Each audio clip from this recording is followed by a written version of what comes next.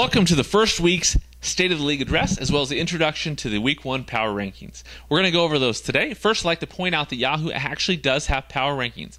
If we look at the upper bar, it shows projections, and that gives us a category called Power Rankings based on the overall projected points. It shows current projections as well as draft day projections. It shows win-loss record projections, points for, points against, so it shows a little strength of schedule.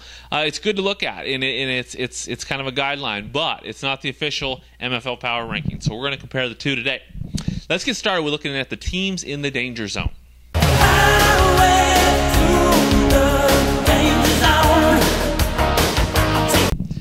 The three teams in the danger zone are as follows: Idiot's Revenge at number 12, number 11 Spinal Tappers, number 10 F and Eddie. Idiot's Revenge, I do not know what type of revenge he is trying to partake in, because it's not fantasy football.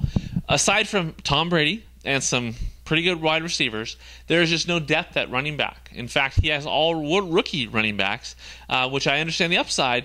At the same time, there's just limited depth there, and so there's a reason why he's ranked number 12. Number 11, Spinal Tappers, a little handicapped by the keeper selections. If Michael Vick can stay healthy, he's going to be in the hunt. If not, he has no backup quarterback. He has weak wide receivers, but the running backs are strong, and they could carry him. So we'll see how that goes.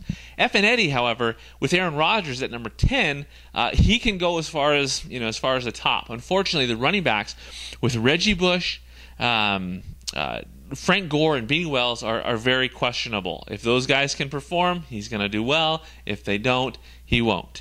The receiver core is solid, average, but there's going to be some challenges there. Now let's look at the teams on the borderline.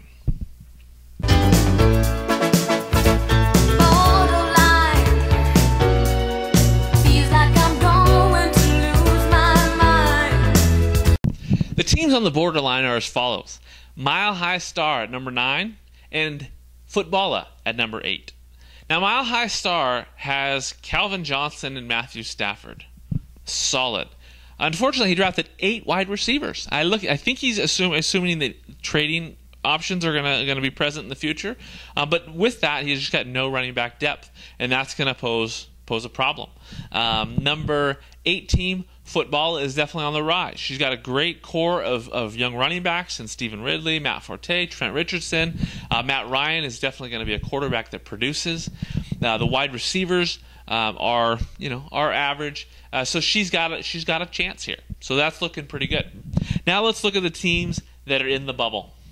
I'm a survivor. I'm not gonna give up. I'm not gonna stop.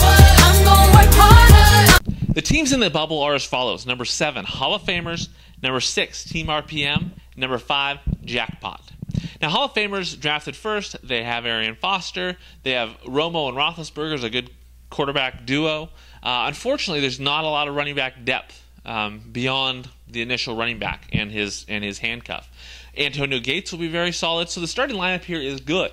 Depth is an issue. Kenny Britt, Randy Moss, can they perform? That might make a difference. Number 6, Team RPM.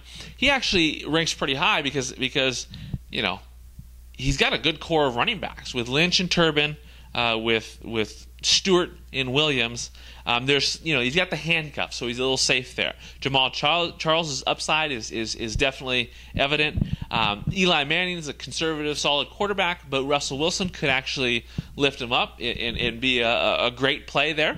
One thing that's interesting to look at is if Witten comes back healthy and he has Akers at kicker, Pittsburgh at defense, he's going to get a lot of points chipping away at you guys each week. To make those other positions less of a concern. Now, A.J. Green could potentially be one of the top wide receivers in football, and he's his main wide receiver. The depth there at wide receiver is the question, and that's what puts him at number 6. Jackpot. We're talking about a wide receiver core number 1 in the MFL. Brandon Marshall, Marcus Colston, Roddy White. You can't get better than that. Running back, Ray Rice. He does it all. He's 1.5 running backs. He's got Sproles in that number 2 running back. If he has a year like he does last year, we're looking great. If he doesn't, then there's some concern. He upgraded his tight end with a trade with me, getting Pettigrew over there. He's got 2 solid defenses. So he is definitely on the rise. We're moving him up. Now let's look at the teams that are on the edge of glory. Oh, yeah. The teams on the edge of glory are as follows. Number 4, SB Scores at Will. Number 3, Force Play the Champ. And number 2, King Fantasy. Now, SB Scores at Will has an incredible starting lineup.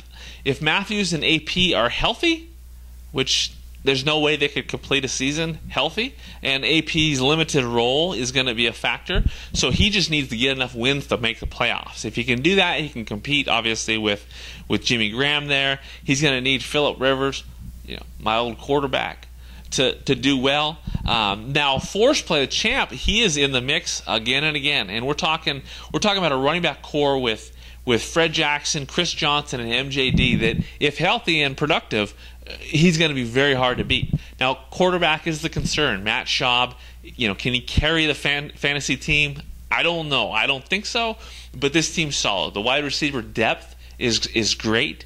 He's looking as good as he's ever felt and looked to start the season. So that's scary. Now, King Fantasy, this team is for real.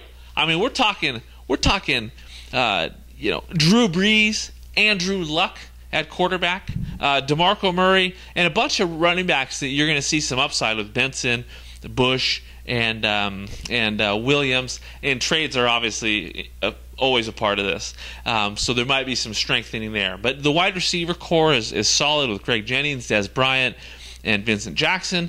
That's going to be solid. Obviously, Gronk's going to be there. Seattle defense can be scoring a lot of points. So I like King Fantasy quite a bit. Now let's look at the team that is the best around. You're the best around.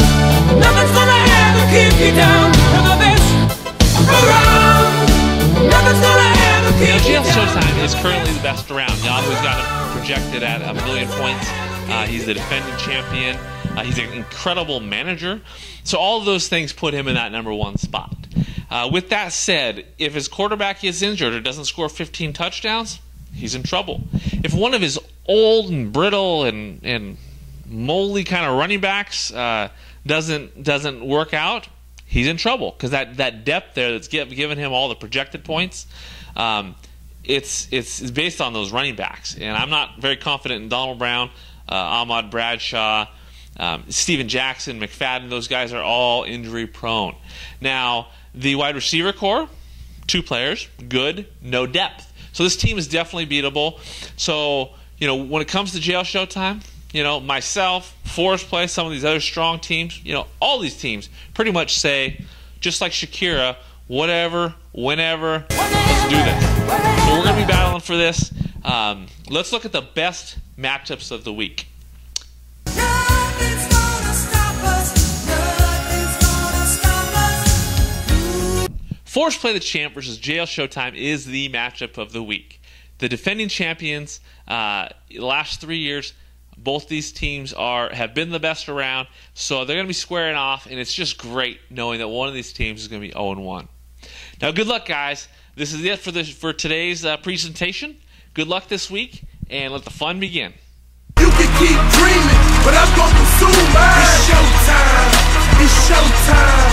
Put the spotlight on me. Give me a mic. It's showtime.